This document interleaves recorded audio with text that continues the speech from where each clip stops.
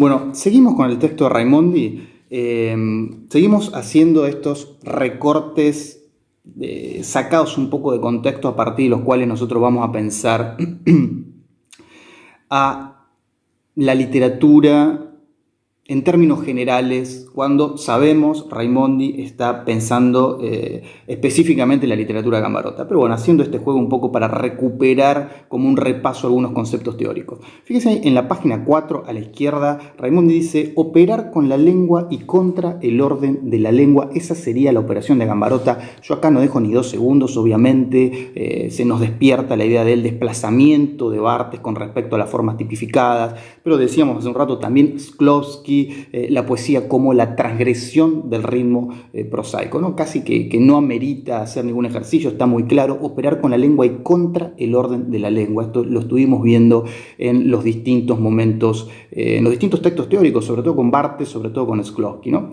Ahora, Raimondi dice sobre el final, y acá sí me gustaría detenerme, ahí en la página 8 dice, se trata de una analítica violenta sobre la lengua destinada a forjar una consigna política que pueda imponerse al idioma oficial, a ese bla bla bla incesante, sinonímico, inflado e ideal del enemigo, ¿no? Bueno, acá queda un poco en la superficie esta operación que estamos haciendo nosotros, esta trampa que le estamos haciendo a Raimondi, porque la idea del enemigo tiene que ver con esa recuperación de Gambarota, de la discursividad de los 70, de la guerrilla armada. Entonces, saquemos la categoría del enemigo y leámosla en términos generales para pensar las fuerzas de la literatura, ¿no? Dice, se trata de una analítica violenta, ¿se acuerdan? El formalismo y la idea de violentar el lenguaje cotidiano, sobre la lengua, destinada a forjar una consigna política. Nosotros acá podríamos pensar en términos de una política estética, que pueda imponerse al idioma oficial, a ese bla bla bla incesante, sinonímico, inflado e ideal, ¿no? Es decir, esta idea que nosotros vimos en Barthes, pero también en Shklovsky, de construir un idioma al interior de la lengua oficial, ¿no? Un idioma dentro de otro. Esa sería una de las fuerzas liberadoras de la literatura. Dice, hay 2 fragmentos en la 4 y en la 5, el apartado 7, ¿no? Raimondi piensa la relación de la lengua materna con una lengua extranjera en Gambarota, y acá de nuevo podría pensarse como la tensión de una lengua al interior de otra, esto que veíamos con Barthes, que veíamos con Shklovsky. Fíjense.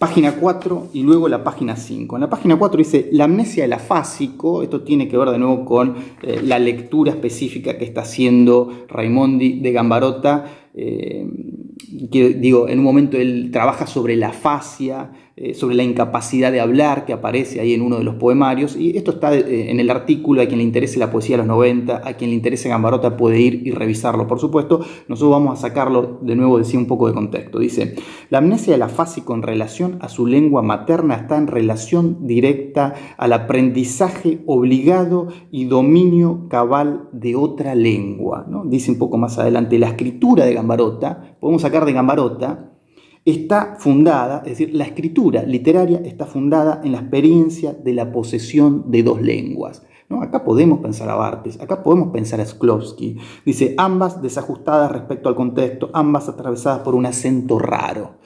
Dice en la página 5, esa capacidad bilingüe, ¿no? Esta idea de que podemos construir una lengua extranjera al interior del idioma oficial, desnaturaliza el carácter oficial de la relación entre lengua y territorio, o mejor aún entre lengua y nación, ¿no? Un poco la fuerza de la literatura es, bueno, al interior de la Argentina podemos construir 44 millones de lenguas, ¿no? Eso sería como un postulado formal de la literatura. Barthes dice, la sociedad no está preparada para semejante cosa. Pero bueno, ahí radica en gran parte la fuerza liberadora de la literatura, y que puede ser pensada a partir de esta idea, ¿no?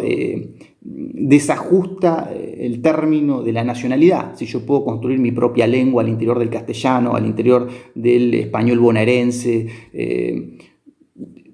trastoca estas relaciones, ¿no? De lengua-territorio, de lengua y nación. Estamos configurando nuestra propia habla individualizada como escritores, como productores de literatura, ¿no? En la página 5 dice Raimondi, habla de la convicción exasperante de reinstalar la lengua como materialidad, ¿no? Y acá sí podemos hacer 4, 5 segundos hacia dónde iríamos con esta idea de reinstalar la lengua como materialidad, la idea de materialidad del lenguaje, hacia qué zona teórica nos puede llevar. Pueden poner pausa, pueden pensarlo, nosotros lo vimos en algunos términos. Yo diría, bueno, llegando ahí, este enunciado de Raimondi no es otra cosa, en algún sentido, que explotar la función poética de la que habla Jacobson, ¿no? Ese saber del lenguaje sobre sí mismo. Nosotros decíamos, la función poética radica cuando el mensaje se está señalando en su propia materialidad, ¿no? Son aquellos momentos donde la literatura o distintos enunciados que incluso pasan por fuera de la literatura, entienden a la lengua en todo su nivel material, desde lo fonético, lo visual, lo morfológico. Dice Raimondi ahí, fíjense, dice: la convicción exasperante de reinstalar la lengua como materialidad, dice, ante un presente que sostiene la diferenciación esencialmente idealista entre lengua y realidad, la aspiración es plomo para soldar ideas. Dice, a lo largo de los 3 libros, la lengua se muestra entonces en su carácter tangible como signo concreto, inclusive como cosa, ¿no? Esta idea, yo creo que tiene que ver con esta posibilidad de explotar estas dimensiones tan ricas para la producción literaria y que están inscriptas en la propia lengua y que tiene que ver con qué dibuja la palabra en la página, a qué suena determinados ordenamientos al interior de la secuencia. Entonces, la idea de materialidad yo creo que podríamos pensarla a partir de la idea de función poética de Jacobson. Esto Raimondi lo relaciona con una idea que vincula la escritura al trabajo, en tanto si la lengua tiene una materialidad puede ser pensada como una materia prima, esto también lo hemos visto en otras clases. Entonces el escritor sería aquel que trabaja la lengua como materia prima y acá despliega una moral específica que tiene que ver con categorías que venimos hablando y hablando también en distintas clases, que tiene que ver con pensar un perfil de escritor que se produce a partir de un corte con determinada concepción de la literatura y que tiene que ver con la concepción romántica, ¿no? El escritor deja de ser un genio romántico y se pretende un trabajador como cualquier otro, en algún sentido. Vamos a ver si esto es posible o no. Dice Raimondi, en la página 6, a la izquierda, dice, la escritura misma es concebida como un trabajo sobre la materia porque el modelo mismo para el trabajo con la lengua es para Gambarota el de la producción material, ¿no? Esto aparece como una derivación de esa idea de la materialidad del lenguaje. Dice, una poesía que supere el repertorio orgánico de la lírica, acá está esta contraposición con el poeta romántico, y que se sostenga en similitud a la industria pesada. Incluye la concepción de Rapaun, de la poesía como corriente alterna y flujo de energía, la literatura es el idioma cargado de sentido en su grado máximo, otra vez esta referencia a Pound, que es tan importante para la poesía de los 90. Esto, de todas maneras, queda tensionado un poco más adelante, ahí en la página 6 a la derecha, cuando, siguiendo la idea de la división del trabajo, el artículo exponga que el poeta no es un trabajador manual, ¿no? Que esta idea de trabajar con una materia prima, de manipular una materia prima que sería la lengua, es una figura del lenguaje, finalmente. Y entonces no es un trabajador manual, no corresponde con el arquetipo más fuerte de lo que es un trabajador, ¿no? Dice ahí en la página 6, dice, el poeta usa un lápiz cargado de plomo o compara su fraseo monosilábico a las llamas que escupe una soldadora, pero es consciente de que no puede suprimir la diferencia que sostiene la analogía. Para los bancarios, los banqueros no, es una sensación. Para los editores es un talento sin fecha de vencimiento. En las fondas donde charlan y comen los soldadores es un inútil, ¿no? El poeta. Es decir, no es un trabajador manual. El poeta no es el genio romántico, pero tampoco es un trabajador como cualquier otro.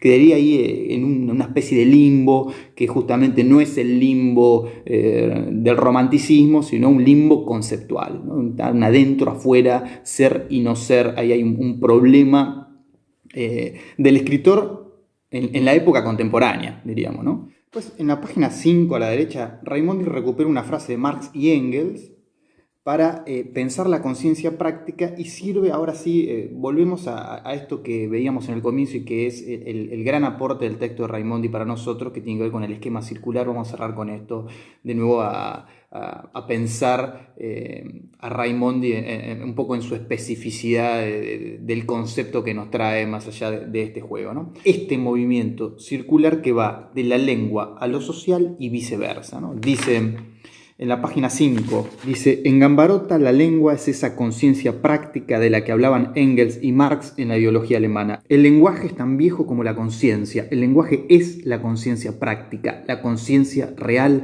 que existe también para los otros hombres y que por tanto comienza a existir también para mí mismo. Y el lenguaje nace como la conciencia de la necesidad de los apremios de relación con los demás hombres, ¿no? Es decir, esto, ¿se acuerdan lo que decía Barthes? La lengua es lo social mismo. Raimondi dice un poco más adelante, en la página 6, no hay lengua materialmente concebida que no reponga una sociedad concreta, ¿no?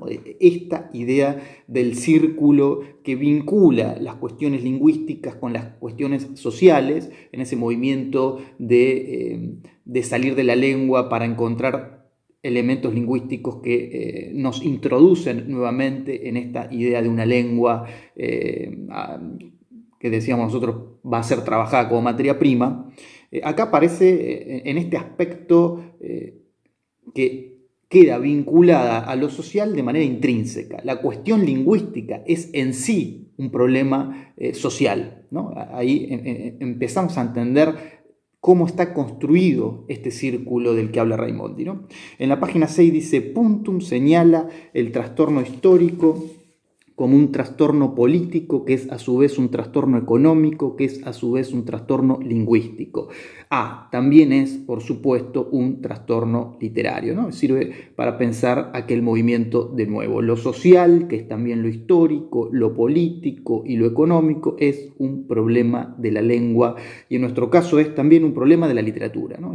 Otra vez, esta dinámica de un adentro y un afuera del texto que se retroalimenta, ¿no? Y finalmente, Raimondi en la página 7 cita a Bolshinov, ¿no? Que es un lingüista ruso que sostiene que el lenguaje es un proceso continuo de generación llevado a cabo en la interacción discursiva social de los hablantes, ¿no? Eso dice Bolshinov, él lo cita, no cita este momento, pero digo, yo lo recupero para pensar un poco la concepción de este lingüista ruso, que nos lleva de nuevo a pensar la relación entre lengua y sociedad y consecuentemente este círculo de nuevo en el cual nos vamos a mover para leer los textos de la unidad 2, los textos que tienen que ver con el peronismo, que son textos que están atravesados por problemas históricos de manera muy concreta, ¿no? Entonces, bueno, hasta acá el texto de Raimondi. Hasta acá el texto de Raimondi. Tenemos este concepto fundamental, la idea de este esquema circular, que es lo que tenemos que recuperar por sobre todas las cosas, y luego estos otros fragmentos que nos sirven para activar, o sea, la idea de trabajar es esto de ir pensando los textos que ya vimos y tratar de ir activándolos conforme vayamos haciendo nuevas lecturas, ¿no? Digo, esos conceptos están ahí para ser activados, ¿no? Entonces, la clase que viene empezamos a cerrar la serie sobre peronismo. En 3 clases sucesivas vamos a ver los 3 cuentos que quedan, pero en la que viene específicamente entramos con Evita vive de Néstor Perlonger, y es un cuento que tenemos que leer con especial cuidado para no caer en ese malentendido que decía Sarlo la clase pasada, ¿no? Así que bueno, cortamos un poquito con los textos críticos, los textos teóricos, volvemos a la literatura, la clase que viene Evita vive.